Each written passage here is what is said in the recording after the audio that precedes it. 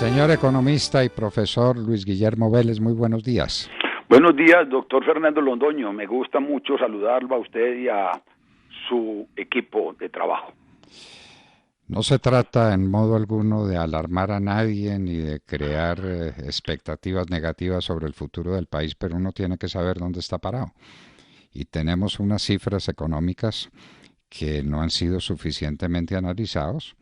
Otro antioqueño como usted, Oscar Darío Pérez, nos hizo una presentación de esos niveles de caída del Producto Interno Bruto, de desempleo, de endeudamiento del país, y las cifras pues eran tenebrosas. Hablando a 31 de diciembre. ¿Se sabe alguna cosa de lo que ha pasado entre enero y febrero y de la posible reactivación económica del país y de la respuesta que se le está dando a uno de los resultados más afrentosos de este examen de las cifras, que es el déficit fiscal con una reforma tributaria? ¿Qué dice usted, profesor? Doctor Fernando, pues en lo corrido del año todavía pues no se pasa del primer trimestre, que todavía pues falta lo que ocurre en marzo, pero lo que observan, lo que dicen ya del lado de los gremios, de los sectores de la actividad económica, es que la producción, la recuperación de la actividad está mucho más lenta, ¿cierto?, de lo que se estaba esperando. Y en parte eso yo creo que se debe todavía a la incertidumbre asociada al proceso pues de vacunación y al temor que la gente tiene de que se puedan producir nuevos cierres, nuevas restricciones o se ahonden las existentes. Uno entra y conversa en los almacenes y pregunta sobre el estado de inventario. Yo hago ese ejercicio cuando no hay datos oficiales, y entonces le cuentan a uno que, por ejemplo, para Día de Madre no están con intenciones de hacer nuevos pedidos en los almacenes porque necesitan agotar los inventarios existentes y todo lo demás. Entonces, mientras no haya como una claridad en esto de la vacunación y en este tema de que no va a haber nuevas cierres y restricciones a la actividad económica, la recuperación todavía va a ser lenta y vacilante.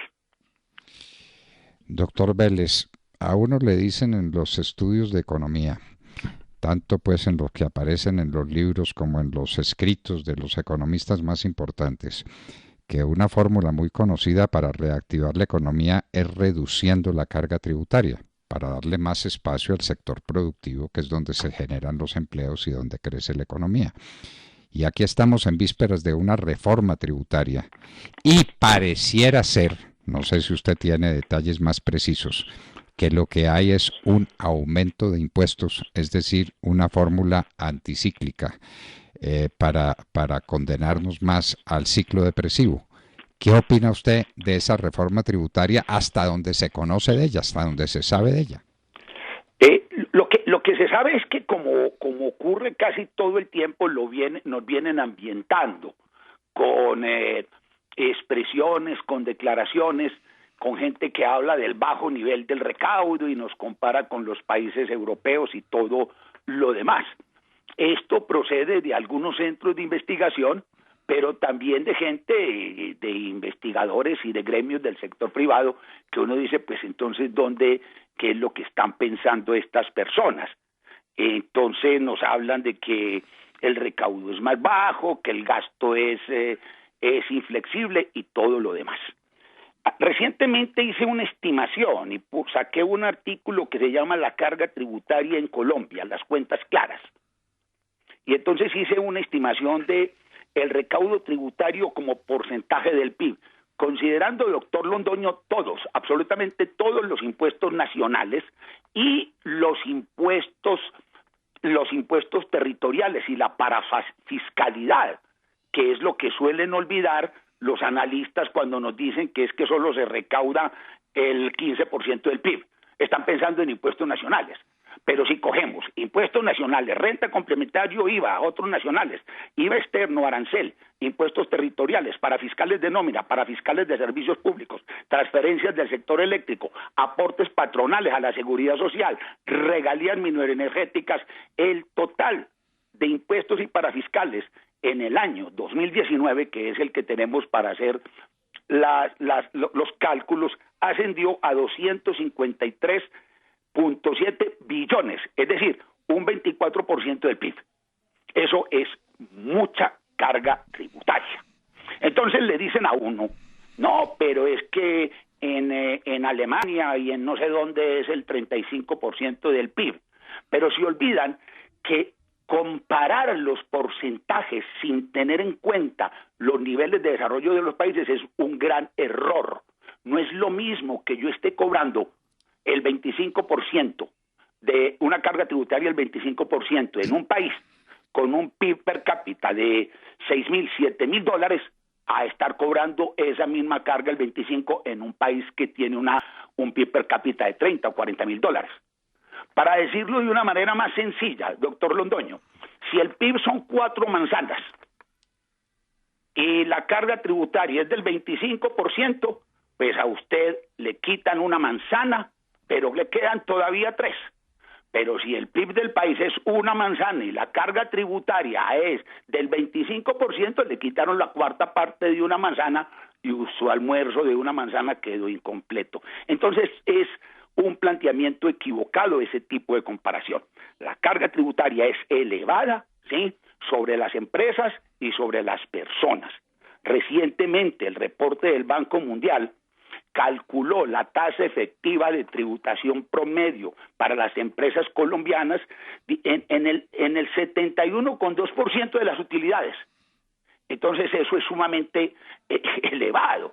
Las empresas no aguantan más y tampoco aguantan más, ¿sí?, los supuestos ricos, porque es que siempre se habla de que hay que elevar el impuesto al rico y todo lo demás, ignorando el hecho de que el 90%, entre el 80 y el 90% del recaudo tributario en Colombia proviene del 10% de los contribuyentes. Esas son cifras dramáticas que no se suelen utilizar, doctor Vélez. Y entonces nos comen con el cuento de que tenemos una carga tributaria bajita dentro de los países de la OCDE y que a los ricos hay que quitarles la plata y resulta que tenemos una tasa de tributación gigantesca que ha espantado a los ricos, doctor Vélez. Es que ¿cuál ha sido el efecto de esta persecución contra los capitales colombianos? Pues que se han ido. ¿O no? ¿Eso lo ha examinado alguien, doctor Vélez? No, pues claro que sí. Mire, periódicamente, con cada reforma tributaria se declara alguna amnistía para buscar que la gente traiga sus capitales al país. Porque el capital se mueve. Solo los pequeños empresarios los que no pueden irse. Y hacen esas amnistías y vuelve el capital y vuelve a la otra reforma tributaria y lo espantan nuevamente. Entonces estamos como permanentemente en un círculo vicioso. Mire, yo pues he estado mirando todo este tema tributario. Hace pocos días La República sacó una editorial que me gustó mucho, doctor Londoño, tal vez diciendo que la mejor reforma tributaria era no hacerla. Y hacía unos cálculos de lo que estaba ocurriendo con el precio del petróleo, hacía unos cálculos de lo que estaba del negocio interesante que se planteó con la transferencia de ISA a Ecopetrol, que le puede dar caja al gobierno, y otra serie de cosas, y decía que podía pasarse sin esa reforma tributaria. Yo creo que sí, pero en todo caso, si fuera necesaria una reforma tributaria, se podría hacer lo que yo llamé en un texto reciente una reforma tributaria virtuosa. Es decir, una que reduciendo las tarifas aumente el recaudo y estimule el crecimiento de la economía, doctor Londoño. Hay una comisión de expertos en beneficios tributarios que ha llegado a conclusiones muy interesantes.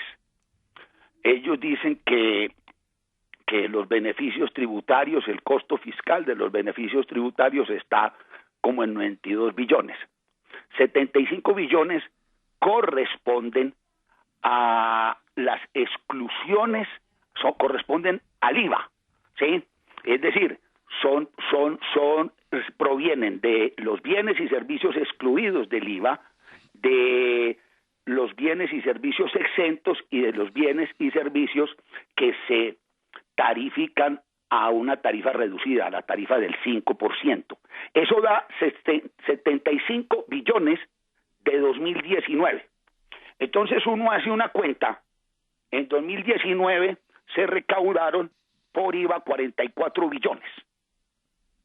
Sin las exclusiones esas, el recaudo de IVA, digamos, nos vamos pues así en los números gruesos, hubiera sido 119 billones. O sea que cada punto del IVA está en 6.2 billones de pesos.